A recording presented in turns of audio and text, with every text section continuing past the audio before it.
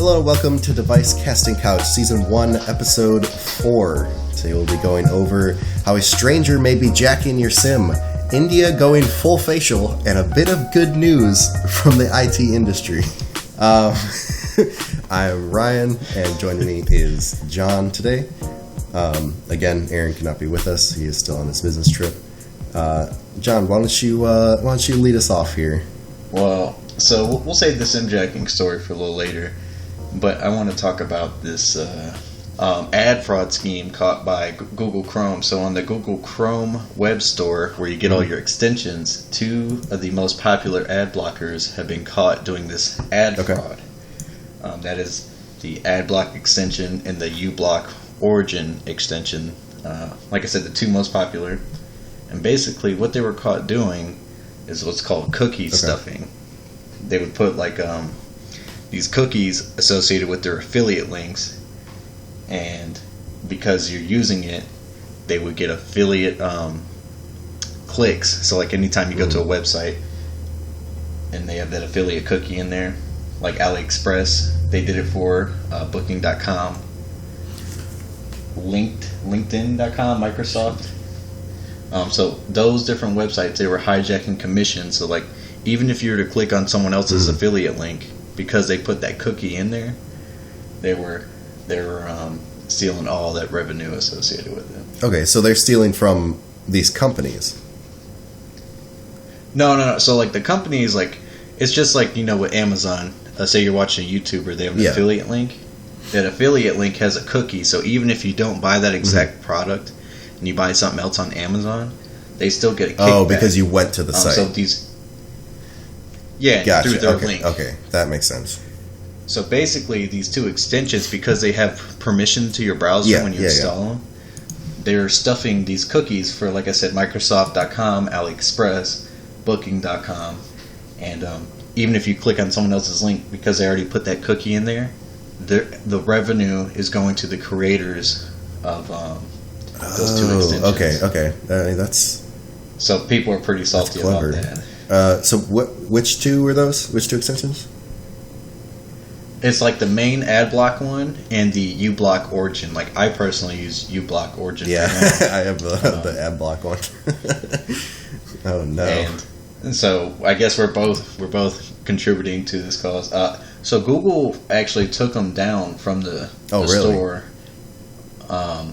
I don't know if they're going to allow them to come back if they fix it. But wow. Okay. So they actually deleted them from their extension store. Jeez. Yes. Okay. And is that on every browser, no matter which browser you have? So this story is specifically for Google Chrome. So I don't know if Firefox is affected. Okay, because I know I've had it on Firefox and like Opera before.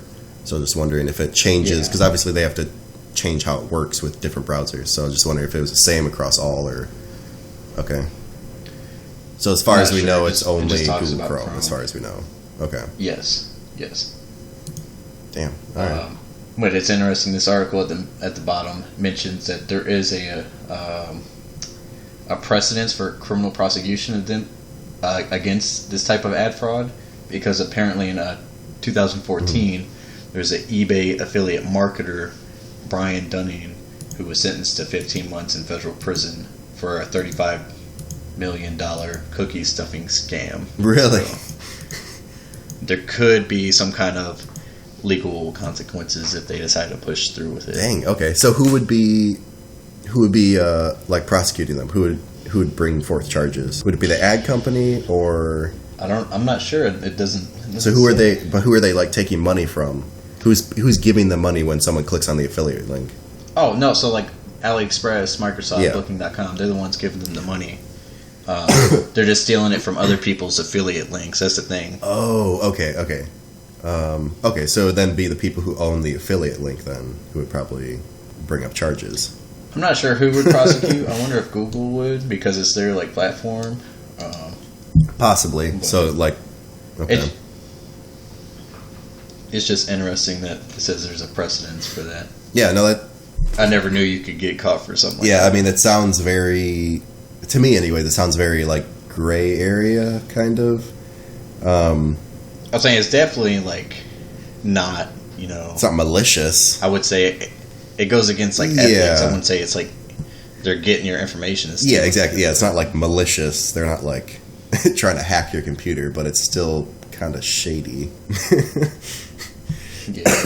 I mean, that's kind of the majority of a lot of what the big tech companies do, though. It's not necessarily illegal or evil, but it's just kind of makes you go, okay, so, all right, yeah, I've used them for years. I've used AdBlock for a long time.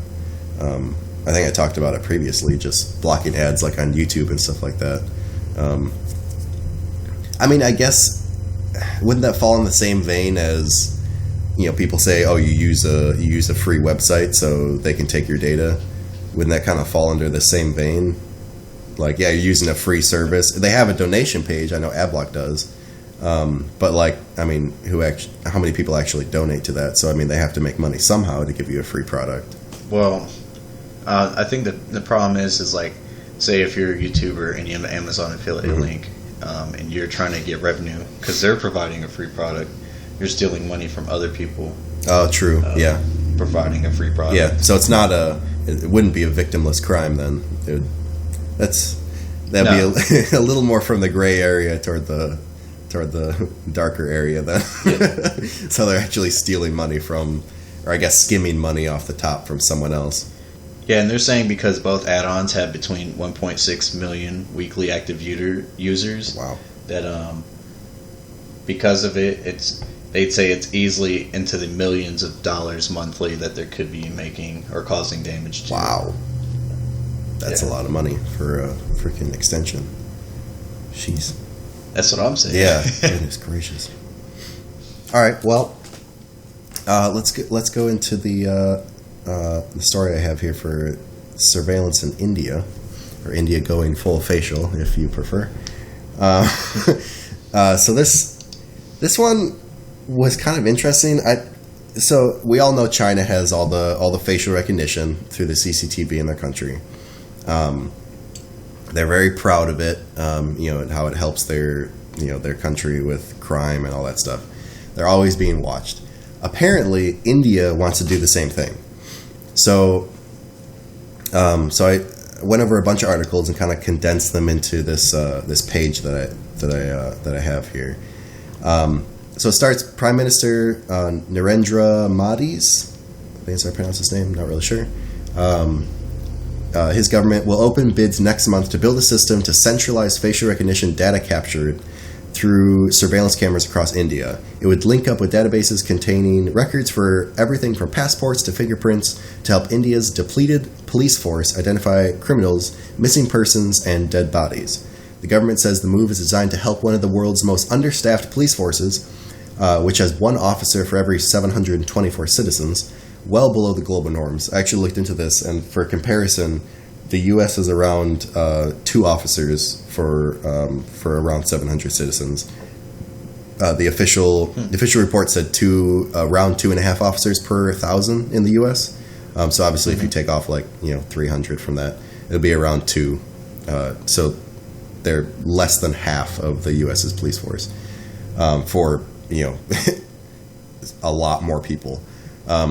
Yeah. But the project is also ringing alarm bells in the nation with no data privacy laws. This I did not know. India has no data privacy laws whatsoever for their citizens. What do you mean? Like, there's nothing. Like, data's just free. There's no sort of laws that say you can't take someone's data. Wait, so like Facebook is just having a heyday over there? I mean, they must be. Mark Zuckerberg's like, hey, let's go get everyone's information. Great job, team.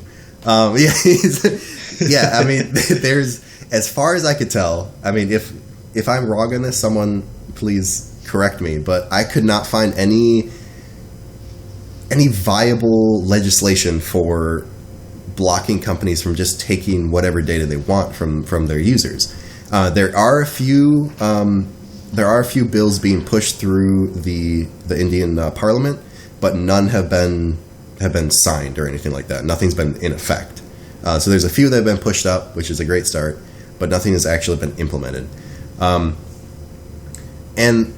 this another alarm bell was that this came just after the government shut down the internet in an area to prevent unrest. So basically, I believe, I'm trying to remember what I read. I didn't include it in my my condensed version here. I believe it was because of an election or something like that. They were fearing for some sort of political unrest, some riot or something like that. So they just shut down the internet in this portion of India. So no one could access any results, nothing. And it was down for 7 weeks. So they just shut down the internet in this area in India to prevent unrest. So basically, like, I mean, when we had does that include what's that? Does that include like cell phones and all that, or? I mean, as far as I know, emergency services. As far as well, I don't know if the emergency services run on the same backbone as everything else, but. Oh, okay. I mean, this was to prevent unrest, so I'm assuming that they shut down any sort of connectivity, because otherwise people would just go to their cell phone or something like that. So yeah, it's super weird. I mean, that struck me as, I don't know, I started laughing when I read that, because I mean, living in the U.S., could you imagine the outcry if like during like the Baltimore riots or something like that, they just shut down the internet for the whole state. Like, no one gets internet, no one gets any connectivity, nothing, so that until you guys calm down. Like, it's like, I don't know, to me that it's crazy, but this happened, and it was pretty recently as well. Well, it happens all over. I know in the Arab Spring, Egypt, they shut down their internet, or Egypt and I think a couple other countries. Really? Are doing something similar like that. Well, I mean, and all kinds of countries, I mean, limit what their people can actually see as well. I mean, we all know, North Korea and China are the main ones. They have their own little, intranets where they control what people can see, and they have their own version of Google and all that crap. But yeah, it's just crazy. So while India is far from implementing a system that matches China's ability to use technology to control the population, the lack of proper safeguards opens so many doors for abuses. So one of these abuses is the black market. So data is sold and bought and sold on the black market in India all the time. So a draft data protection bill, like I mentioned earlier, presented to the government last year, still hasn't been approved by the cabinet or introduced into Parliament. And this was an article from last year as well. So it's been 2 years. The country has already had problems with implementing Aadhaar, ADHAR, I don't know how to pronounce that. One of the world's biggest biometric databases, linking everything from banking accounts to income tax filings, which can be plagued by reports of data leaks and growth of the black market for personal information. So basically, things that are protected, like your income tax filings, they want to link all that into this system, this Aadhaar system, which is a biometric database. But this database has apparently it's plagued with leaks where people are just taking people's info and just selling it on the black market. So that's one of the issues that they're having, or I guess one of the threats to this whole CCTV thing, where if they're having such a hard problem implementing a biometric database, they're going to have even more problems trying to implement a countrywide CCTV with facial recognition. Like, that would be insane. So you're saying the facial recognition links up with this database? So they said they're already having problems implementing this database, the Aadhaar thing. So they're saying if they're having problems with this already, they're going to have bigger problems with implementing CCTV countrywide. That was kind of their... If they implement it, like, they could be like looking at a camera and be like, oh, that's Ryan. Boom. Mm-hmm. He filed $36,000 in tax filing. Here's his bank account. Here's like who he's related to. They could just pull up everything right there. I wouldn't be surprised. I don't remember reading that they're going to link the two. Oh, okay. However, I mean, that would be, to me, if you're going to implement a giant biometric database and a facial recognition CCTV, I wouldn't see why you wouldn't link them. That would be pretty logical to link them together. Sounds like 1984. Well, exactly. And a lot of people were bringing this up. I was looking on some forums about this, and a lot of people were saying this is like, it seems like the start of 1984. I mean, China's kind of already, they're already doing this. I mean, they fake birds and everything. Yeah, exactly. I mean, they have trucks rolling down the street with facial recognition CCTV already implemented in. They just scan everyone they drive past. So, I mean, they're already deep within frickin' Orwellian country, which is, to me, is scary. Terrifying. To me, it's very terrifying. I mean, I don't know.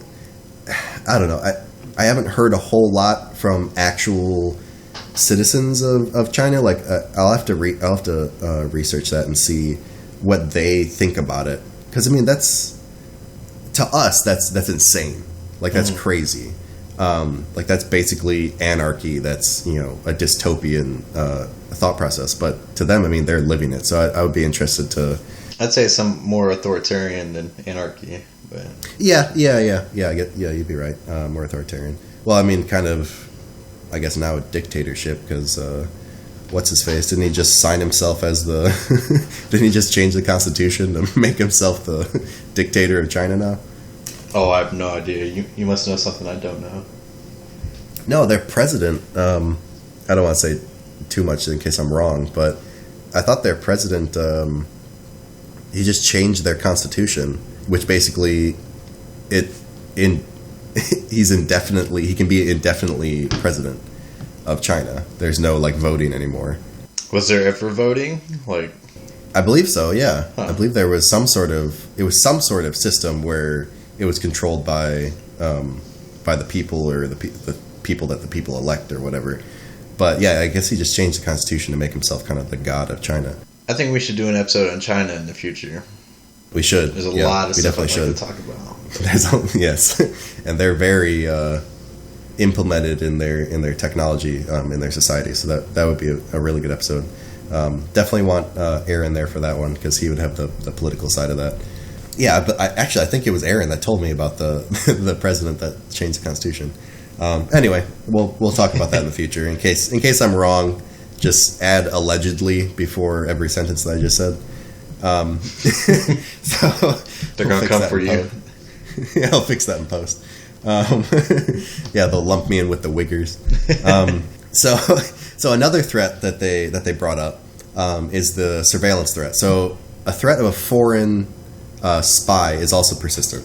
So last month, the federal government think tank criticized the local administration in Delhi for hiring the Indian arm of a Chinese firm to set up 150,000 CCTVs, saying the move could spur illegal hacking and data leaks to the Chinese government. So this is another kind of threat or roadblock or concern about this, is that the government is hiring Chinese divisions to set up their CCTVs.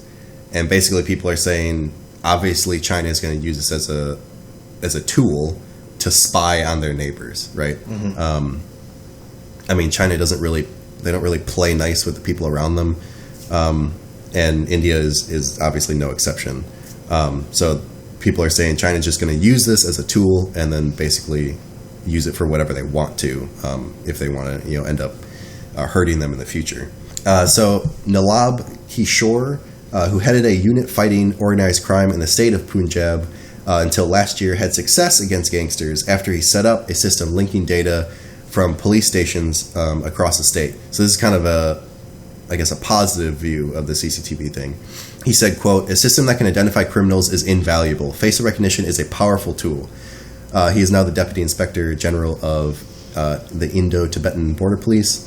He went on to say, "But human intentions are also very important. You can make the best of technology, but if human intentions are wrong, it can be a tool for misuse." So he's kind of, playing devil's advocate in a way, saying that he has used a system similar to this, and it was extremely helpful in fighting criminals. But he also does end with, it could be used for, obviously a tool for misuse, especially if it's implemented countrywide and it's not controlled by each district. If it's just controlled by, the whole Indian government, then that might become a problem in the future. Interesting. So yeah, that was one of my that was one of my stories. What are your thoughts? I think it's very interesting, especially how China's trying to get their hand in there. Because we all know that China's probably just going to grow whatever database they have. Oh yeah, I mean China already has a database of all their freaking citizens, and I mean if they can gain another, was it 1 billion people live in India? I mean if they can gain a whole nother database like that, goodness, like that's a lot of data mining right there. And I was thinking like this is more a philosophical debate, but like where does it might be useful in finding certain criminals and everything, but is privacy more important? Is your face not covered because it's what's already showing to the world? Like, does privacy only pertain to your internal thoughts and like your diary in your house, or like how does that work? Yeah, and that's a really good point. And again, coming from people who live in America, at what point does it become wrong for the government to keep you safe? Basically. I mean, the government can say whatever they want. I mean, and this isn't even a government. Any company, anything like that, any other person can say that they'll do something to keep you safe. But to what extent are they taking away freedoms that are integral to being human under the guise or under the promise of keeping you safe, or making sure nothing bad happens to you? At some point, it becomes a problem. At some point, you just become basically a robot, a cog in the system, and you're no longer a person with freedom.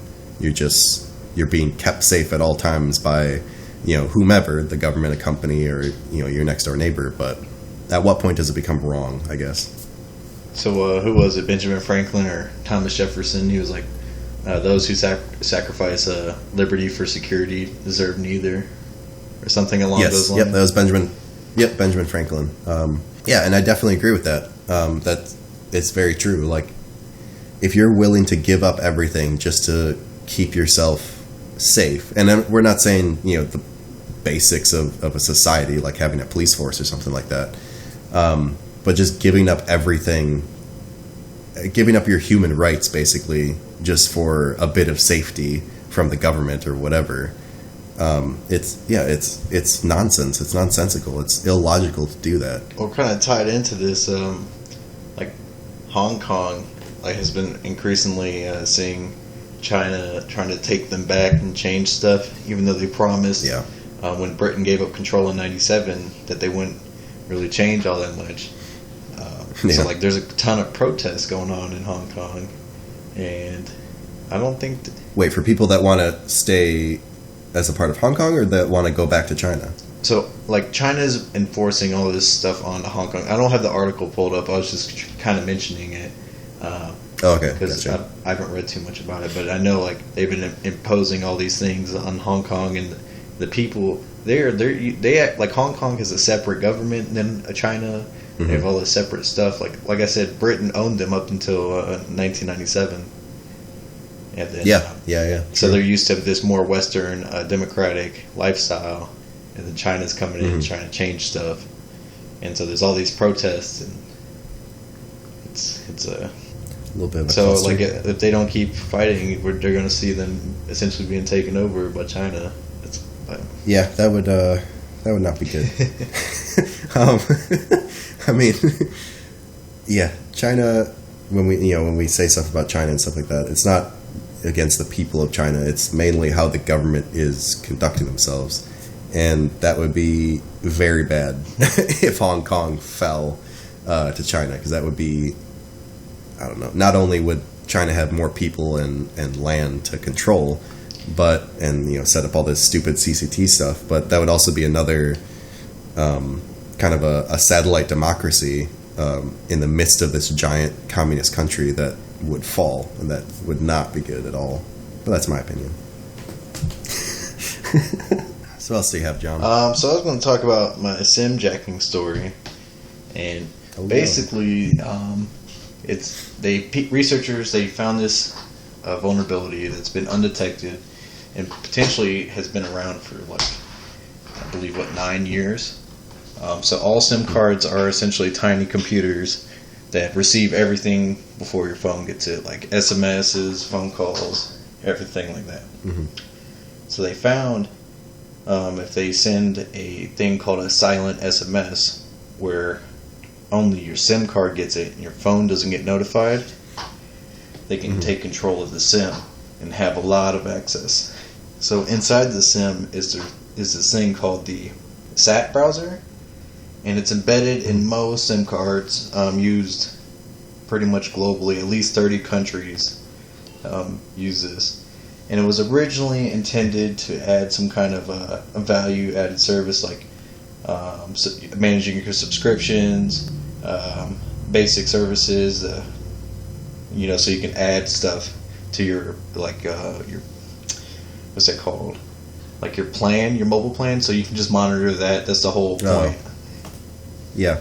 So like they found out with this, they send that to it, and then they can do all kinds of vulnerabilities. Like, let's see, let's read off the list they have here. So you can retrieve the targeted device's location and IMEI information. You can You can send fake messages on behalf of the victims. You can call premium numbers. Like, say if that attacker owned that number, they can just start making a bunch of money. Yeah. They can have the device call the attacker's phone number, so essentially they can listen in. They can force the phone browser to open a malicious web page, which we already know how bad that is, based off of our earlier episode. Yep. They can actually disable the SIM. There's like a shutdown command, so it's almost, you can perform like a denial of service attack. And then you can retrieve other information, just like the language the phone is using, the radio type, how much is in the battery, like the battery level. And they say it's very interesting because this can all be exploited using a $10 GSM modem to perform a bunch of these attacks. And they say it affects up to 1 billion users globally, and that the reason this is kind of scary is because they found out that this particular vulnerability is being sold by a private company that is known to work with governments. They didn't list what private company it is, but basically, like, if they're selling it, we all know the NSA and probably other people have this kind of capability. Every nation state that has some amount of money is probably going to be buying it. And they said they're going to release more in October. There's some convention. Let me find it. But basically, they're going to release more information. They try to keep it as vague as possible because they want to. They send it to the SIM Alliance and the GSM Alliance, and they're trying to get it. Try to at least implement some kind of plan to fix it, because short of replacing all the SIM cards with update SIM cards, there isn't much they can do. Potentially, mobile carriers can do like this SMS filtering, where they essentially scan SMSs for like this malicious silent SMS message that is known to target the SIM cards and then block those. But and because it affects the SIM card, your phone doesn't matter. So like this affects everything: Apple, ZTE, Motorola, Samsung, Google, Huawei, IoT devices that have SIM cards. Wow, that's huge. No, it's pretty massive, and they say that this has been around since around 2009. This kind of technology, so we don't know if it's been exploited since that long, but we know that that vulnerability has existed since then. Dang, so this may already be in effect. We don't know. So like I'm trying to remember, but if I think this private company had it for 2 years. Yeah, so a specific private company that works with the government has been exploiting it for at least 2 years to conduct targeted surveillance on mobile phone users across several countries. So. Wow. So this company that made this, it has already been using it. It's been using it. They've said they've been able to like monitor some attacks in the wild and kind of see it done, but they didn't talk too much about it. Yeah. Okay, so are they keeping it under wraps? So who's they? Like, who's keeping it under wraps right now? So the security researchers that just disclosed it, they're trying to talk to the GSM Association and the SIM Alliance, and try to get some way of fixing the problem before they release all their information, because they will present all their findings at the virus bulletin in October. So I'm interested in that. So where is that at? If people want to follow that virus bulletin, it's this conference. I'm trying to see. Yeah. Oh, it's a conference. So they're just going to talk there about it, but it's from. It looks like it starts the 3rd of October. I could be wrong. Okay. Well, hopefully they release something after that then. Oh, I'm kind of curious. If it only takes $10 in a GSM modem. Yeah, well, exactly. That's what I'm saying. I mean, that... I'd be diddling everyone's data. I'm like... please don't. FBI, don't put me on a watch list, you know. Oh, no. Yeah, I mean, it's just... if it takes $10 of hardware, and this has been a thing for years now... This company's already been using it. Who knows who they've sold it to in that time frame, or who else has discovered this and is already exploited it without telling anyone. I bet even just like any knowledgeable person, like now they say like, hey, there's these SMSs that can do this and affects this. I bet someone could piece it together themselves. Like you gave them most of the puzzle. Oh yeah, absolutely. I mean, there's a lot of people who are smarter with cell phone technology than I am. I mean, that could probably figure this out in a few minutes. Like, if you told them, okay, this is how it's implemented, and it can affect every phone. It affects a SIM. I'm sure they could go in and figure it out. Like there's been quickly. Like talks of like this kind of vulnerability existing since around 2011. Researchers have been like, hey, this is a thing. There's a Romanian researcher who was talking about a very similar thing. About exploiting the SIM toolkit, just like they're talking about here, and his research goes back to 2011. But there's been other ones like there's these SIM cards. They have a form of Java they run on. There's these German security researchers that were showing that you can exploit the Java and potentially put like some kind of malware on the SIM card. So like it's been talked about for a while. It's just we haven't seen anything like actually happen until now. Now we know that someone is using this for surveillance purposes and has malicious intent. And I mean, I'm pretty sure I mentioned this before, but this is such a reoccurring theme in the tech industry, where something is known to be an issue, and people or companies or whatever either just ignore it, or they blame it on someone else or some other thing that, oh, they should fix it, it's not our issue. And then it always seems to come to a head like this, where someone ends up exploiting it. People, get their data stolen or their identities stolen or worse, and then it becomes an issue for everyone. And then the tech company's like, oh, we're so sorry, yeah, we'll fix it. But like, this could have been fixed years ago, and it never would have been an issue. I mean, I'm sure there would have been some other vulnerability, but this particular one would not have been an issue if it had just been thought through in the beginning. Like, I don't know, it boggles my mind how stuff like this just flies under the radar for so long, even though you have prominent people calling it out and saying, this is a vulnerability, this needs to be fixed. And then the, whatever tech companies or whatever that are supposed to be liable for this are like, no, it's fine. It doesn't matter. Like, this person will fix it, or this other company will fix it. It's a user issue or whatever it may be. And then it ends up getting exploited, almost every time in the future.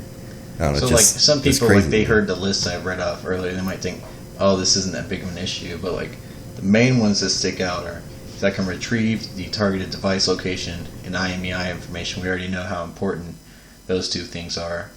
And then, so, like, the other ones, like calling premium numbers, sending fake messages, you might be like, like, I'll get charged money or piss some people off. But the thing is like, they can make your phone call, so they can essentially listen in. Or the main one I saw, the thing I think is the biggest problem, is they can make your phone open a malicious web page. So, like, we know with the other talk, you open a malicious web page, that causes another exploit to run, and then boom, your whole phone is owned. Yes. Like, yep, it's a domino effect. And like I haven't, there's been a couple like articles on this, but I haven't seen it like be as big of a thing as like some of the other exploits that's come out. Like, yeah, I mean, hopefully this gets some more like, I don't know, some more talk time, I guess. I mean, hopefully this podcast like helps someone, but yeah, this is a real thing. I mean, as you said with the malicious website, like it would be a domino effect. If they can get into your SIM and open up a malicious website, they can just open up a backdoor or install a rat or whatever they want to, and then your device is completely gone, and they can then monitor every single text message that comes in, listen to all your phone calls, take all your pictures, log into all your social media. It doesn't matter at that point. They, as long as the phone is compromised, they could read the encrypted messages of like WhatsApp and these various other apps like that. Mm-hmm. Yeah, exactly. Yeah, once they have control of your phone, then it's done. And it may not sound like a big deal, but once they get into your SIM card, then I think what'll happen is once they release this in probably a month or so, and they show how like $10 of hardware is all it takes, it's going to be like Wi-Fi. Because like when Wi-Fi first came out, like you had WEP, but WEP wasn't really good. And then once they found out like, hey, I can crack it in 10 seconds with this off-the-shelf hardware that costs less than $20, that's when everyone got their panties in a wad. Yeah. And started to fix the problem. They're like, oh, here's WPA. Yep. They rolled that out like instantly, and then WPA 2 came out a couple months later with even better security. Yep. Yeah, exactly. I mean, I don't know. I mean, I guess that's what it takes for people to take notice is, some big show and something catastrophic to happen. I mean, if that's what it takes, then that's well, we've seen it time and time again, but just with different technologies. Like, yeah, that's what I don't understand. This isn't the first time this has happened. Something this catastrophic, and then, but no one took it seriously when they first found out about it, and until it becomes a huge issue and it's catastrophic, then everyone's like, oh well, we should probably pay attention to this and fix this, and then they end up coming out with something better. But like this could have been fixed a long time ago. But yeah, oh well. Like I said, I kind of want to learn how to do it. I mean, it would be interesting, that's for sure. I mean, I'll definitely be looking into it when they come out with more info on it. But I mean, I don't know if I'm going to actually build anything, or I mean, maybe on my phone or something like that. See if I can hack it. But yeah, on my phone, I can do whatever I want on my device. Yes, exactly. I mean, I've done stuff on like to my own network before, just to try stuff. But yeah, obviously I wouldn't do that to anyone else. That would be illegal. So I wouldn't do that. So I know we talk about a lot of doom and gloom on this podcast, because it's the stuff that people need to know, and it's a lot of things that doesn't get pushed out to a lot of people. However, here's a little happy news. here's some good news bears. So this is about a fraud ring called the Fraud Ring, based in, you guessed it, India. So there is this fraud ring, is a bunch of scammers, but 2 of them got arrested in the U.S. and they got extradited to the U.S. So they're being charged here. Romana Leva and Ariful Haku. I don't know how to pronounce their names.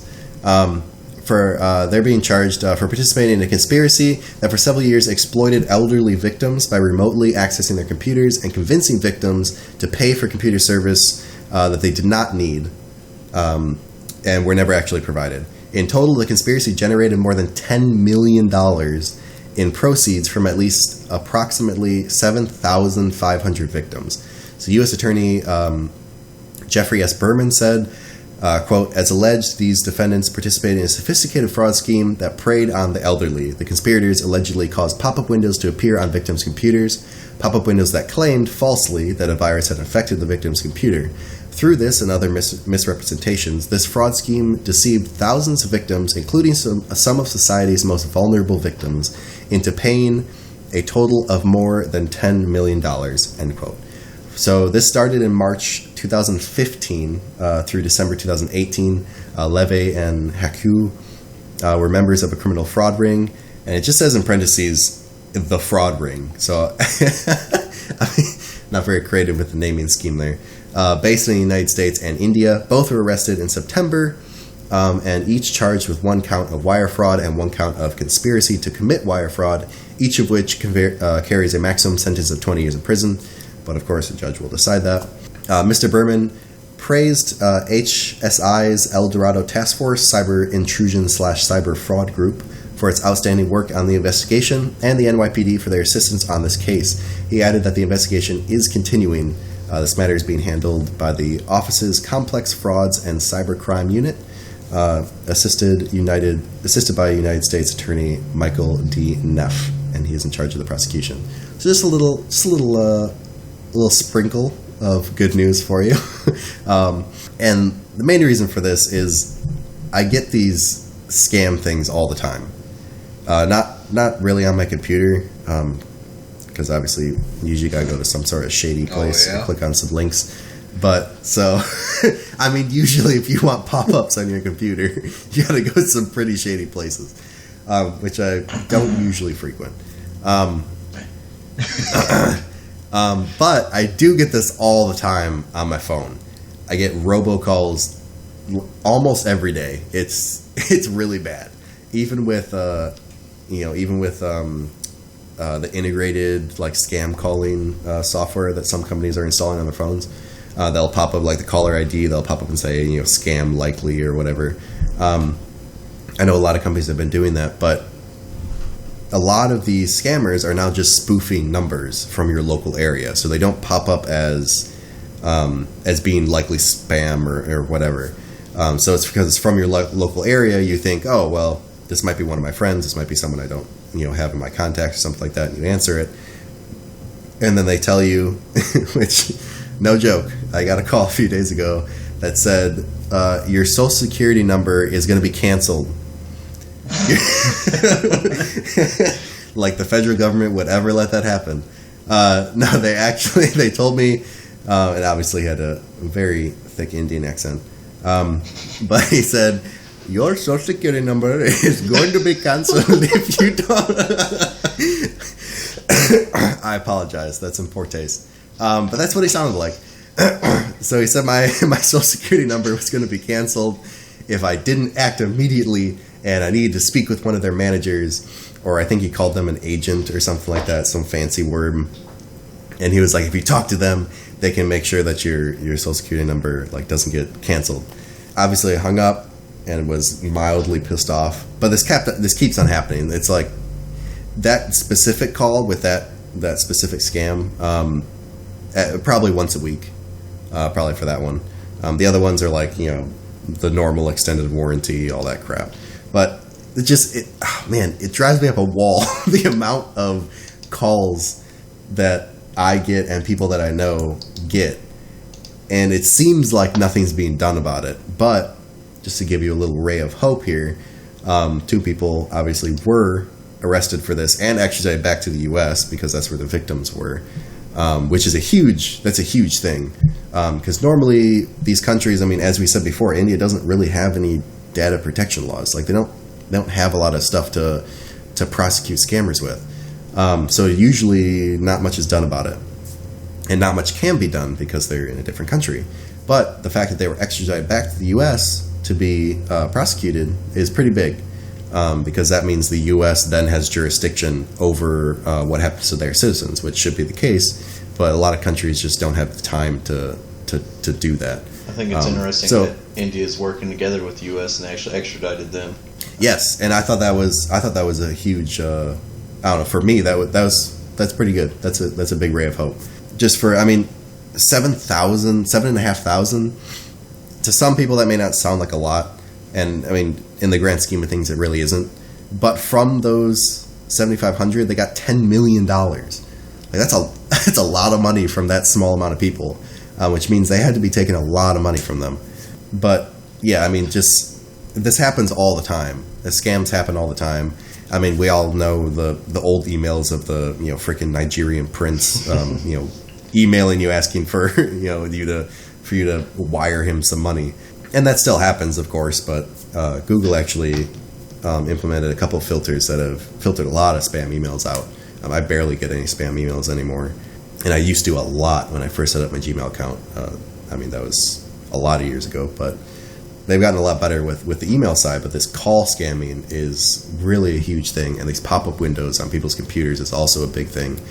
And not just with the WannaCry and stuff like that, like the ransomware, but just the scam, straight up scam saying, hey, you have this on your computer, or hey, I'm part of Microsoft and we need to install this software, something like that. Or, your social security number is going to be canceled.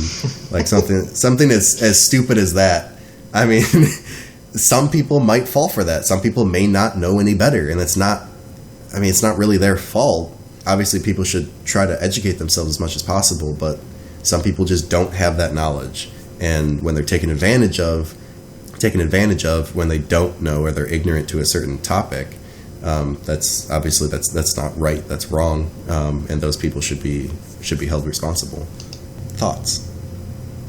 No, I think I hit it on the head. That's good to hear that they're actually being prosecuted and everything. Because, like you said, they're relentless. I haven't been as affected as badly as you, but I've definitely received all kinds of calls about extended warranty.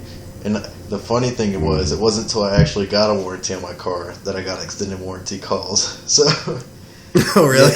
I don't know how that worked out or what the deal is with that, but maybe Subaru's doing some shady stuff behind the scenes. Who knows? Maybe might be selling your data there. But yeah, it's good to hear that it's finally prosecuted them. I'm glad they actually get extradited back to the U.S. because I feel like in India they'd probably just get a slap on the wrist or something. Yeah, and I mean. We've seen this before. I've watched a couple YouTubers who look into this sort of stuff and track where that hacks are actually coming from, or the people that they log into the they reverse scammer where they crash their network or whatever.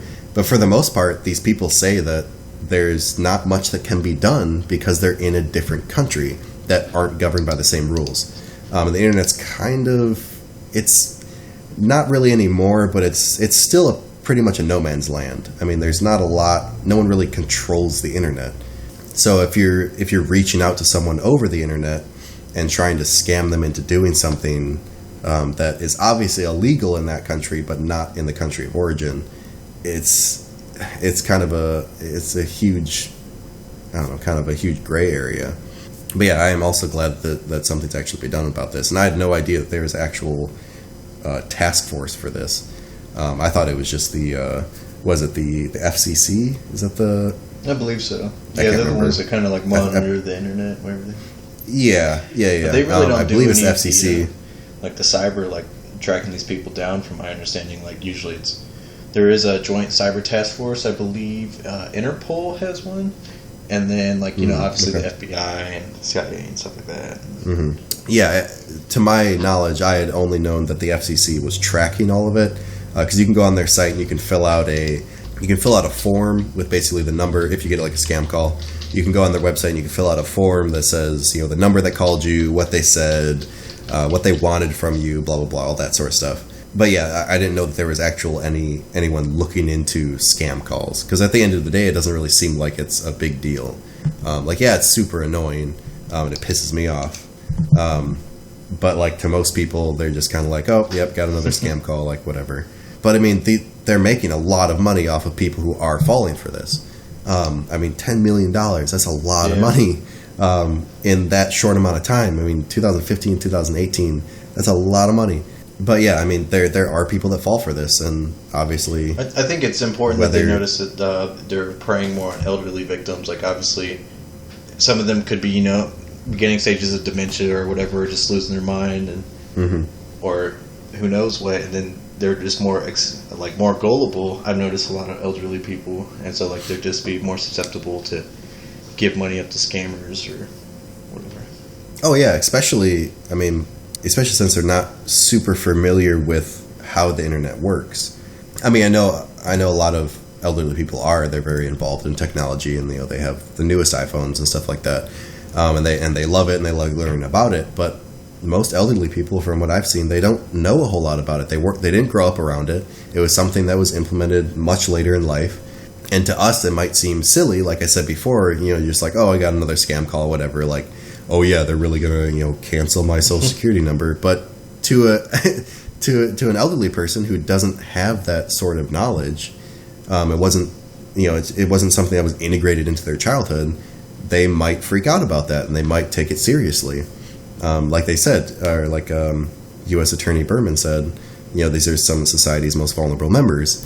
And I would definitely agree with that. This, especially when it comes to the internet and technology, they don't have a lot of experience with it because to them it's a relatively new construct, and they're being taken advantage of, and it's not their fault. Do you have any more articles, John? I think that's about it.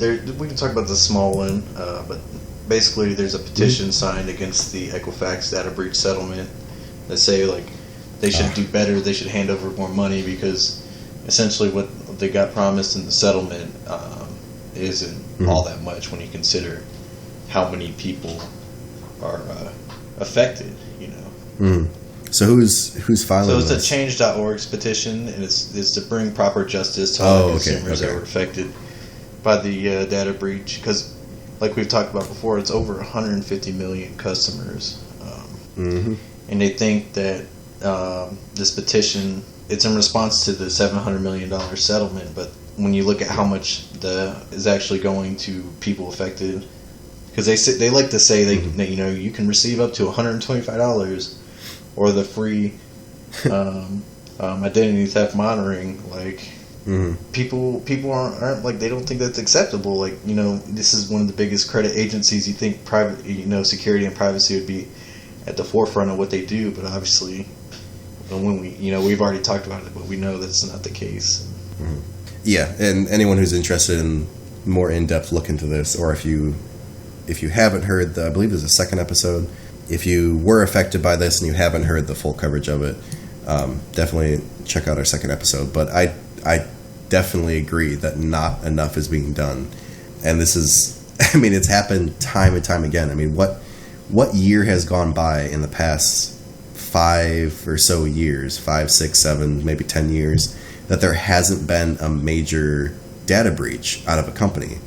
There's at least one every year, it seems like, anyways, for the past decade. And they just kind of are like, oh, we're sorry, can't make everything 100%. Oh well, here's some pocket change. Now go shut up. Keep buying our product, please. And it's just, I see it happen every single time.